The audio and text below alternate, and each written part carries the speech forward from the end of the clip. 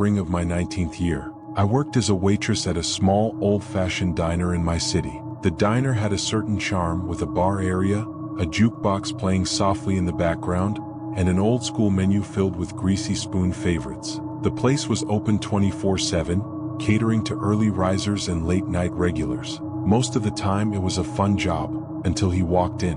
On a quiet afternoon, about 2 hours before my shift was supposed to end, a tall man entered the diner and took a seat at the bar. His presence was unsettling, but I went through the usual routine. Greet him, hand him a cup of water, place a menu before him. I told him to call me over when he was ready to order, but he didn't say a word. Instead, he just smiled at me, his eyes following my every move like a predator. His smile was unnervingly wide, frozen in place, like he was savoring something. I checked on him again, and when I asked if he wanted to order, he just replied, "I'm going to marry you." His words hung in the air, cold and absurd, before he stood up and walked out without touching the water or opening the menu. I tried to brush it off, thinking it was a bad joke, but a lingering unease settled in my stomach. The next day he was back, sitting in the same stool with that same unsettling smile. I didn't bring him a menu this time. I just wanted him to leave. His eyes locked on me as he sat there, unblinking, like he was waiting for me to notice.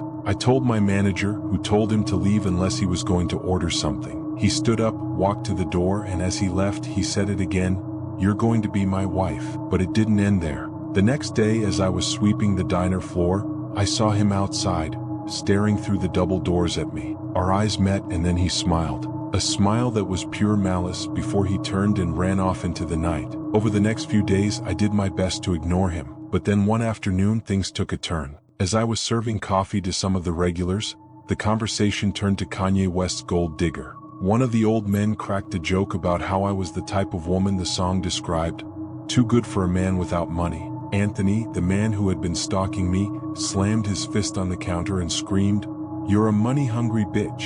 The room fell dead silent. You could hear a pin drop. My heart raced. He screamed again, "I'm going to kill you," before storming out. I was frozen, scared, and had no idea what to do. My manager told me to take a break, and I called the non-emergency police number. I gave them a description of Anthony, and a few days later, I received a call from a kind female cop who informed me that Anthony had been arrested on drug charges, and he had confessed to stalking and threatening me. They assured me I was safe now, but the story didn't end there. A few years later, I was working part-time at the diner again. One day, while sweeping the dining area, I saw him, Anthony. My heart stopped. The fear I had at 19 rushed back to me in a flood. But this time he didn't threaten me. He apologized. He said he was sorry for his actions, that he had been high on drugs, and he hoped I could forgive him. He didn't look like the same man who had terrorized me all those years ago. I forgave him. I never saw him again. The diner eventually closed during the pandemic,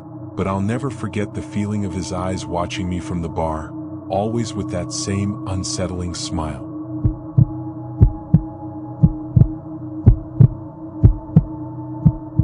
This story happened when I was in my early teens. I grew up in Austin, Texas, where I had a friend, John we'll call him, who often came over to hang out. It was one of those summer nights where the heat still clung to the air even as the sun dipped below the horizon. My mom had left me home alone, and being a teenager, I invited John over for a game of Xbox. We were about 30 minutes into the game when we heard a loud crack, something that sounded like it came from upstairs. We both assumed it was one of my cats knocking something over, so we didn't think much of it. But as the hours passed, the power suddenly cut out. John decided it was time for him to go, so he left and I stayed behind watching TV in the dark. After a while, I decided to go to bed. That's when the nightmare began. I woke up around 2:30 a.m. to the sound of a muffled scream, deep and guttural, coming from somewhere nearby. My blood ran cold and I froze, waiting to hear anything else. A few seconds later, I heard the back door creak open. My heart skipped a beat.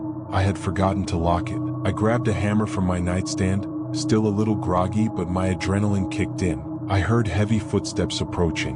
Whoever it was, they were getting closer. I quickly darted into my closet and dialed 911, barely able to breathe as I whispered the situation into the phone. 5 minutes passed. I heard the footsteps coming up the stairs. They stopped right by my bedroom door. I kept still, praying they wouldn't hear my heartbeat pounding in my chest. Then I heard it. The door creaked open. My Xbox was still on, playing some random game, and I heard him pause as if listening to the sounds in the room. After a moment he entered, and then he froze, like he hadn't expected to find me there. Suddenly I heard him run, footsteps pounding down the hall. My heart was still racing when I heard the sirens outside, and I peeked out of my window to see a cop car pulling up. I went downstairs to the porch, and that's when I saw him. The man was pale, sickly white, and disturbingly thin, but what caught my attention was his face. He had no lips. His skin was stretched over his teeth like some twisted mockery of a human. The cops handcuffed him and put him in the car. That's when something even worse happened.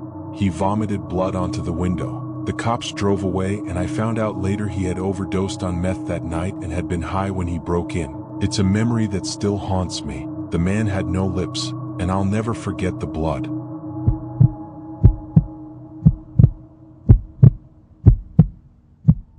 I was around 20 years old when this happened. It was late at night, around 1 a.m., when a neighbor I barely knew came knocking at my door. I was confused, groggy, and a little annoyed. "Hey, can you help me break into my house?" he asked, his voice slurred. "I need a wrench or a hammer, or if you don't trust me, you can use them." I was tired and suspicious, and I told him it was too late to be messing around like that. He didn't argue, he just left. I thought nothing of it and went back to bed. 2 days later, the police surrounded his house. It was on the news. He had murdered his father. The authorities said they were unsure if he'd planned it or if he just snapped. They couldn't figure out if he had wanted me as an alibi, if I had helped him break in only to find his father already dead, or if the fight had escalated to murder. Years later, I drove past the house. Over the years, the house had become overrun with weeds and vines. It looked like it had been abandoned, though I wondered who owned it now. The thought occurred to me, could he have inherited it? Should someone who murders their father be allowed to keep the house?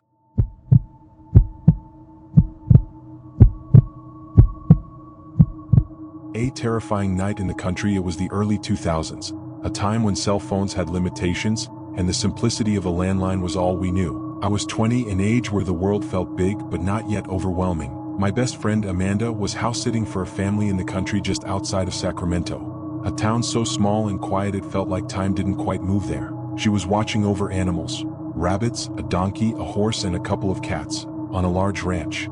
The family had dogs, but they had taken them with them, leaving the house eerily still. There was a lockbox by the long gravel driveway for the mail, but nothing felt particularly unusual about it. People in the country tend to be cautious, I suppose. There were no neighbors for miles, just open fields and the hum of the wind rustling through the tall alfalfa crops. As the week went on, Amanda invited me to spend the night. It had been a while since I'd seen her, and I figured a night of laughter, maybe some wine, and the quiet of the country would be a good change of pace. So, I finished work and made the drive out to meet her. We got there around 9:30 p.m., grabbed dinner on the way, and after feeding the animals in the barn, where they made their hunger known with incessant bleating and whinnying, we went inside to relax. The house was a ranch style, large but not exactly charming, with narrow hallways and dim lighting. The kind of place that could easily feel like it was stuck in the past, with no windows covered by curtains, and a kitchen that smelled faintly of something older, something forgotten. We didn't care about the creepy decor. We settled in, ate leftovers, and talked. The clock ticked away as the night deepened. Amanda said she didn't like sleeping in other people's beds, so she'd been crashing on the couch. I took the other recliner, one of those massive chairs that reclines almost to a flat position. It was comfortable, but as we settled in and turned off the TV, I couldn't shake the feeling that something was off, something I couldn't quite place. Then the floodlights outside flickered on, casting harsh beams of light through the windows. I froze. Amanda did too. "It's probably just one of the cats," she muttered, but then we heard it, crunch, crunch, crunch. Gravel. Someone was walking toward the house. We held our breath. Outside, the gravel kept crunching, each step growing louder, closer. We both dropped to the floor, hearts pounding in our ears, trying to remain hidden in the dark. The floodlight clicked off, but we stayed still, waiting. The sound of the gravel was gone. Then, out of nowhere, a loud bang, the kind of sound that echoes through the quiet of the countryside, and the house alarm blared to life, ripping through the silence like a knife. I could barely hear Amanda's panicked breath beside me as we both scrambled toward the alarm panel, trying to silence it. The screen blinked, patio 1 of 2 open. I didn't even know what that meant. My hands were shaking as I fumbled with the keys. "Call 911, I whispered, my voice low and tight. Amanda glanced at me with wide eyes. "I don't know the number. The phone's in the kitchen," she said. Panic surged through me. The thought of going anywhere near those patio doors, one of which led to a dark, silent part of the house I hadn't even noticed, was terrifying. but we had no choice. We were trapped. We decided to check the parents' room down the hallway. In the dark, I barely made out the outline of a golf club leaning against the bed, its metallic sheen making my stomach tighten. Maybe it was a precaution, a replacement for the baseball bat everyone keeps by their bed. I grabbed it. I had no clue how to use it, but it felt like some form of protection. Amanda turned on the light, her hands trembling as we searched for the phone. It wasn't in any of the usual places. There was nothing. The cordless phone base sat there, lifeless, empty. The panic was thick now. The siren was still wailing, the floodlights flickering on and off outside, illuminating every inch of the yard. Then I heard it again, a soft, distant whistle. It was coming from outside, a sound that felt too deliberate, too calm for the situation. A warning? I don't want to press my face to the window, I whispered. But Amanda, desperate, was looking outside anyway. Her hand hovered over the window just enough to catch a reflection.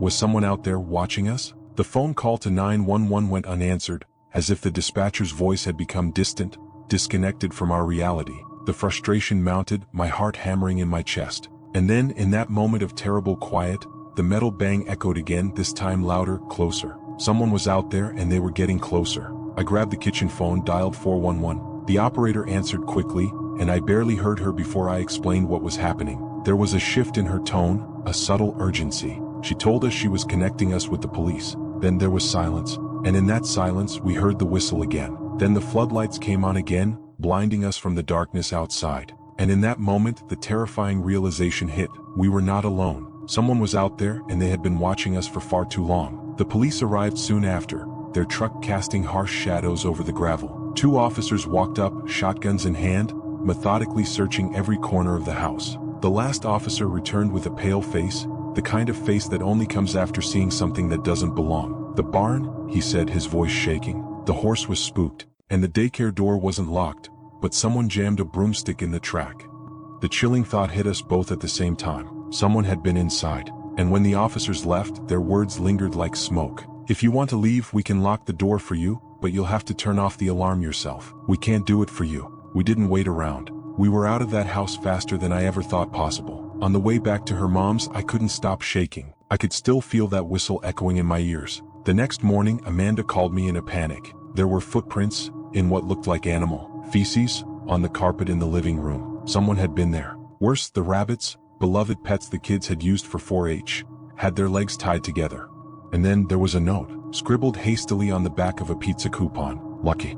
Amanda never went back to that house again, and I didn't blame her. But the police never found anything, or anyone, and to this day no one knows who was watching us that night. No one knows who had been in that house, leaving footprints, tying up the rabbits, or leaving cryptic messages. I still wonder to this day if we were just lucky enough to leave when we did. If you enjoyed this terrifying story, make sure to subscribe to the channel for more spine-chilling tales. Don't forget to hit that bell to get notified whenever we post new videos. Stay safe out there.